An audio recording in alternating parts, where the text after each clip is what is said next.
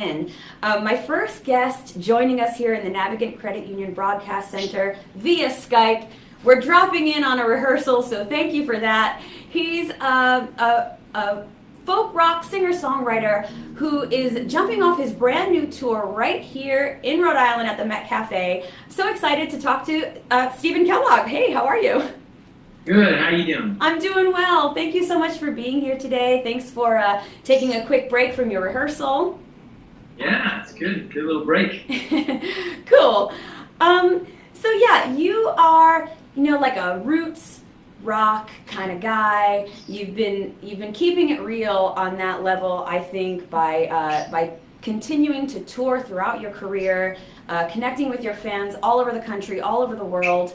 So tell us a little bit about your roots, how you got started, and how you've kept this thing going.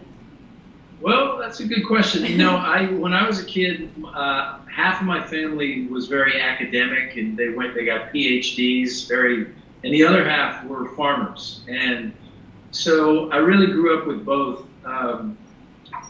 both influences, and I'd go to these pig roasts, and everybody would be playing music and singing songs. And then at the same time, I fell in love with words at a pretty young age because I was just, we were big readers, and the mix of those two things kind of made for this, rock and roll with a lot of lyrics thing that I do. Yeah, like a storytelling kind of vibe, which I think is pretty prevalent in those genres of, country, bluegrass, rock. So sort of along those lines. That's what we're doing this tour too. It's all about the stories. It's all about kind of telling, playing the songs and sharing the stories behind them. So this current tour is, you're going to be playing a lot of stuff from this live recording that you did. That's kind of what you're promoting. So tell us how you produced that record. So yeah, earlier this year I went out with a much larger ensemble and we made a double live album. We were a 7, sometimes 8-piece band, and it was fun. It was a big production. We made a live record, and whenever I finish something, I try to do something different.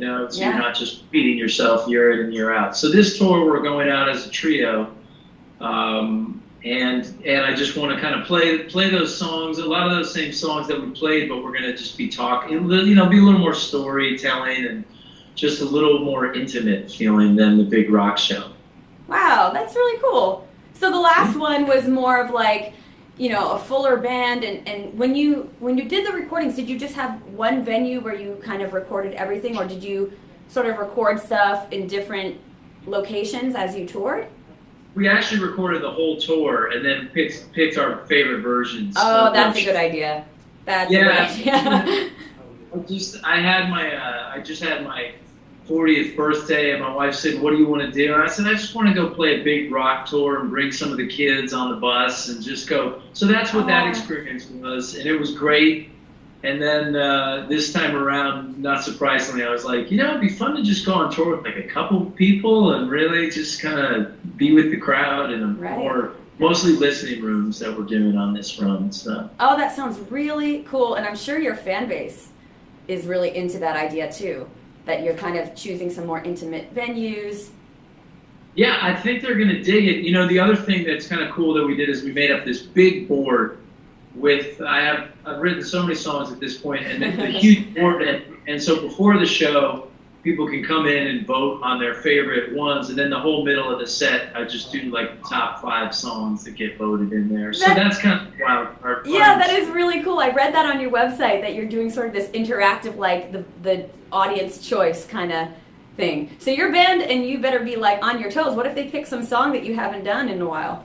I know, that's like, it's fun if you pull it off, then you feel awesome. If you fall flat on your face, and that can be fun too. But yeah, we got a lot of songs we're running right now. Oh, that's really cool. So you brought up your wife and your kids, and I love this kind of aspect of who you are as an artist. Touring musicians, it is it's a really fun lifestyle, but it's also very demanding. And you have a family. You have 4 daughters, you have a wife, And it sort of ties into the name of this tour, which I think is the most beautiful thing. It's called the Postcard Tour. Tell us the inspiration behind that name. Yeah, thank you. That's so I have these great little daughters, and I was about 2 years into my touring with kids, and I was just feeling so bummed one night, and this woman suggested, why don't you send them postcards? I thought that was a great idea. So I started that more than 10 years ago, and I send them a bunch of postcards every week. Wow. And whenever I'm away from them, and they have these shoe boxes full of postcards, Oh, and I thought that, this tour happens to be, we're in Europe, we're out west, we're pretty far away for a lot of this tour, so that's hence the Postcard Tour. But I'm going to send an awful lot home. That's so cool. So how do you balance your family life and your touring life? When you get on the road, is it, besides the postcard connection, do you have your little ways of making it work? Do you like FaceTime? Do they ever come and meet you on the road? They do for a little bit, although you start to feel, and I've talked about this with my musician friends or people who travel a lot, you start to feel like you're not doing a good job at the music or the family. Mm. Like everybody, I think you feel that your energies are divided often. And so I have a few things that I try to do, but I relate to pretty much anybody that works or has to travel, or just even if you just go to work and get home late just in time to tuck your kids in. It's one of the challenges of what we do and being a parent. I mean, a long time ago, though, a friend of mine said, make sure you spend 10 minutes every day where you're not just telling each other the laundry list of things you have to do, but like 10 actual minutes where you feel like you're hanging out. He said, if you miss 10 one day, make them up the next day. So it's a little clinical, but I have always kind of used that 10 minutes a day of really focused listening time has been really helpful. That's really good advice. Yeah, I think that's a good approach to it. What do your kids think of what you do? Do they think you're cool, or are they just like, it's just, oh, that's my dad, that's what he does? I don't know. It's really hard to know at this point. I introduced them to Megan Trainor and Shawn Mendes. Yeah, they must definitely think you're cool then. And they still are kind of, it's great, I guess, because they don't really, when I play some big show and I come home and I'm all proud of myself, they're different for that, and they're indifferent when some show tanks or I don't do a good job. That's the great thing about them. They keep you very grounded. Absolutely. Yeah. Kind of the great equalizer. They're just keeping it real. Yeah, for sure.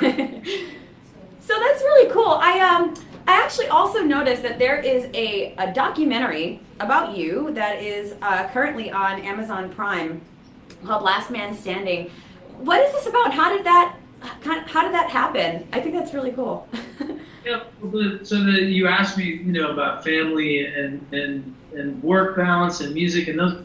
That's over the years. That's become what so much of my music is about. It's about being in a family and trying to do the right thing in your life and by your children and trying to leave a legacy, even if it's a small one that means something. And so we met this filmmaker who was going to just do this 2-minute promo spot. And he just kept taking longer and longer and longer to send things in. And he wanted us to introduce him to some other people that I was friends with, and we kept saying, what's going on? And then in the end, he ended up sending us a cut of the whole film he had made. And it's cool. It's amazing. I try to live up to the person that he portrays in that movie, because it's a good movie, and I like the way that person in that movie looks. And I just hope I'm that guy that you see. That's really cool. Well, available right now on Amazon Prime, guys. You can check it out. It's called Last Man Standing. So, new tour, first date, jumping off right here at the Met Cafe in Rhode Island. We're excited for sure. You guys been to Providence before? I'm assuming you have. You've toured quite a bit, so I imagine you've been here before. My wife was a Providence College student, so I drove there every weekend for 4 years. Oh my goodness! and I love it there. And our drummer Jesse Humphrey grew up in Cranston, so Perfect. it's sort of a homecoming spot for him, and I love it. I can't wait. I'm really looking forward to it. So cool. We are too. So Yeah. after the tour is over, like you said, you're going to be touring sort of through the end of the year. You're going to be going to Europe. You're going to be kind of going everywhere. What's up next? You always trying to change it up. So After all the touring, there's a little break in December, and I'm going to start making a new studio record. You know, and I'm working on that, and I'm working on a book. So we'll see. Hey. We'll see. Just gotta finish the writing and do it, and then next year more of the same. You know. love it. Well, that's very cool. You're definitely keeping that output of new art coming. So your fans definitely appreciate that. And good luck on the tour. We're so happy to be the jump off spot for you.